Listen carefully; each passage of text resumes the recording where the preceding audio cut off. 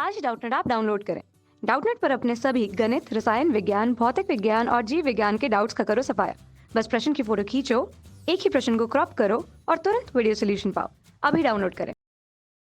इस प्रश्न में हमसे कहा गया कि अणुगति सिद्धांत की परिकल्पनाएं बताइए तथा गैस के अणुगति सिद्धांत के आधार पर बॉयल के नियम की व्याख्या कीजिए। तो हम सबसे पहले देखते हैं कि अणुगति सिद्धांत की क्या परिकल्पना है। तो हम यहाँ एक एक करके देखेंगे। यहाँ पे हमने सबसे पहली परिकल्पना लिखी है, ये है कि गैस के सभी अणु दृढ़ होते हैं, एक जैसे होते हैं तथा अति सूक्ष्म होते हैं तथा गैस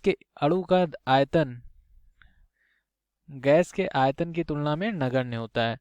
मतलब ये कि गैस के अणु का जो आयतन होता है उसको हम गैस के आयतन की तुलना में नगण्य मान सकते हैं। जैसे कि यदि हम इसको डायग्राम की मदद से समझने चाहें तो यहाँ पर कोई एक बॉक्स है, मान लीजिए इसमें गैस के अणु भरे हैं, तो ये सभी अणु एक जैसे होंगे। ऐसा नहीं होगा कोई छोटा अणु होगा, कोई बड़ा अणु होगा।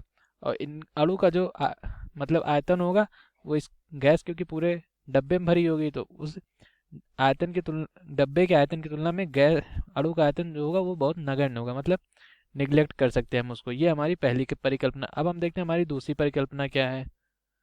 हमारी दूसरी परिकल्पना ये है कि गैस के अणुओं के मध्य कोई बल कार्य नहीं करता और वे नियत चाल से सरल रेखा में गति करते रहते हैं। तो गैस के अणु जब किसी भी जगह पर गति करते हैं तो उनके गैस के अणुओं के मध्य आपस में कोई भी बल नहीं कार्य करता है। जैसे कि मान लीजिए ये हमारा गैस के दो अणु हैं जो गति कर रहे हैं, तो इनके मध्य में कोई भी बल कार्य नहीं करेगा। लेकिन जब ये एक दूसरे के बहुत ज़्यादा पास आ जाएंगे तब इनके मध्य एक प्रतिकर्षण बल लगता है, तो जिसके कारण ये अपनी दिशा बदल लेते हैं और फिर पुनः उसी दिशा में सरल रेखा में गति करने लगते हैं और वो एक नियत चाल से गति करते हैं। तो इस जब गैस के अणु एक दूसरे के बहुत पास आते हैं उनके मध्य लगने वाले प्रतिकर्षण बल के कारण ये अपनी दिशा बदल लेते हैं, तो इस प्रक्रिया को टक्कर कहते हैं। टक्कर में ये जरूरी नहीं है कि वो दोनों आपस में एक दूसरे के संपर्क में आए, वो बिना संपर्क में आए भी अपनी गति को बदल सकते हैं। इसके बाद हम देखते हैं कि हमारी तीसरी परिकल्पना क्या है। हमारी तीसरी परिकल्पना कहती है गैस के अणुओं के मध्य होने वाली जो टक्कर होती है वो पूर्ण प्रत्यास्थ होती है। प्रत्यास्थ टक्कर का क्या मतलब होता है कि इसमें उनकी गतिज ऊर्जा की हानि नहीं होती है, तब गतिज ऊर्जा संरक्षित रहती है। जब अणु आपस में एक दूसरे के पास आते हैं तब टक्कर होने के बाद जब उनकी दिशा बदल जाती है तो बदल जाती है, लेकिन उनका जो वेग होता है वो नहीं बदलता है, वो उसी वेग से सरल रेखा में गति करते हैं। यदि उनके बीच की टक्कर जो में यदि गति ऊर्जा की हानि हो जाएगी तो गैस के अणु का वेग भी बदलने लगेगा, लेकिन वेग नहीं बदलता था, वो एक नियत वेग से ही गति करते रहते हैं, उनकी दिशा बदलती रहती है। ये हमारी तीसरी परिकल्पना थी। अब हम आते हैं हमारी चौथी परिकल्पना पे। वो क्या होती? हमारी तीसरी परिकल्पना थी जो वो थी कि चौथी मतलब वो थी कि गैस के अणुओं के वितरण जो होता है वो सब जगह एक समान होता है। मतलब यदि इस बीकर में या डब्बे में गैस है तो उसके जो अणु हैं वो सब जगह एक समान रूप से होंगे। ऐसा नहीं होगा कि गैस का घनत्व कहीं पर कम है या कहीं पर ज़्यादा है, तो गैस के अणु जो होते हैं वो सब जगह समान रूप से वितरित होते हैं। ये हमारी चौथी परिकल्पना थी। अब हम देखते हैं हमारी पांचवी परिकल्पना क्या थी। हमारी जो पांचवी परिकल्पना है वो ये है कि गैस के अणुओं पर गुरुत्वाकर्षण बल का कोई भी प्रभाव नहीं पड़ता है। यदि गुरुत्व मतलब वो निश्चित वेग से एक सरल रेखा में गति करते रहते हैं, यदि उन पर गुरुत्वाकर्षण का प्रभाव पड़ेगा तो क्या होगा?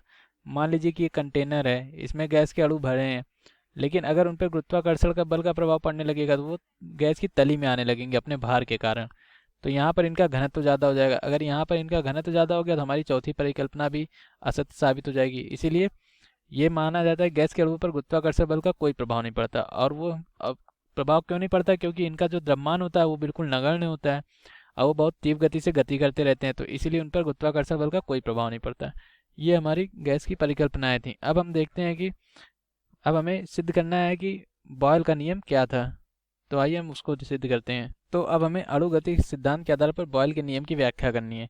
तो हम ये जानते हैं कि जब कोई गैस दाब डालती है तो अणुगतिक सिद्धांत से हम ये जानते हैं कि गैस द्वारा डाला गया जो दाब होता है वो होता है 1/3 mn_v गुणे v²।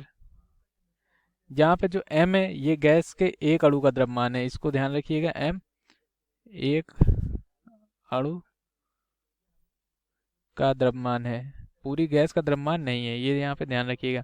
और जो स्मॉल n है ये अणुओं की संख्या है, तो mn का जो गुणनफल है वो पूरे गैस का द्रव्यमान होता है, अणुओं की संख्या है। v जो है वो गैस का आयतन है। आयतन है। और वी स्क्वायर मतलब स्मॉल वी जो है वो गैस के अणुओं का वेग है,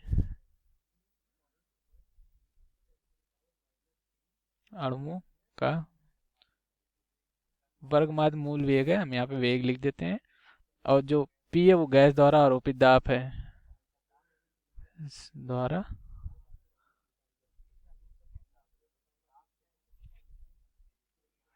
तो यहाँ पर हम देखते हैं कि ये सब हमने देख लिया। अब हम देखते हैं कि हम इससे बॉयल का नियम सिद्ध करना। बॉयल का नियम होता क्या है, तो यदि देखिए पीवी को हम इधर ले आते हैं 1/3 गुणे एम एन गुणे वी स्क्वायर का बार।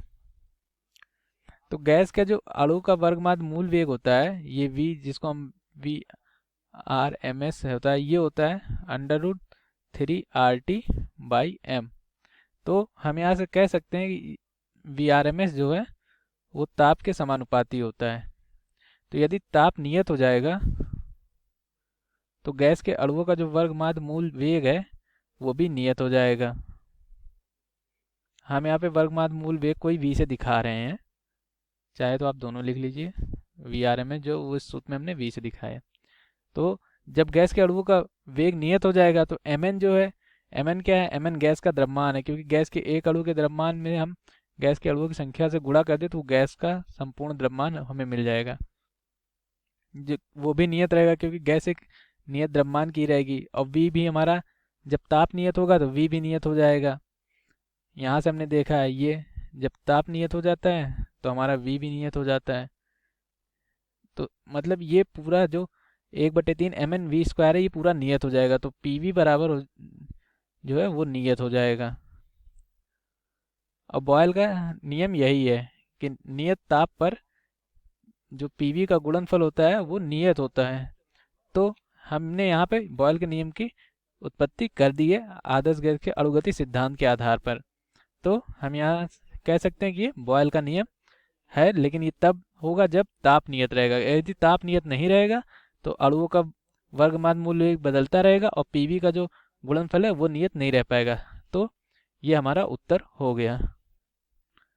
धन्यवाद। कक्षा 6वीं से 12वीं से लेकर नीट IIT JEE वो एडवांस के लेवल तक 1 करोड़ से ज्यादा छात्रों का भरोसा। आज ही डाउनलोड करें डाउटनेट ऐप या व्हाट्सएप करें अपने सारे डाउट्स 8400 400 400 पर।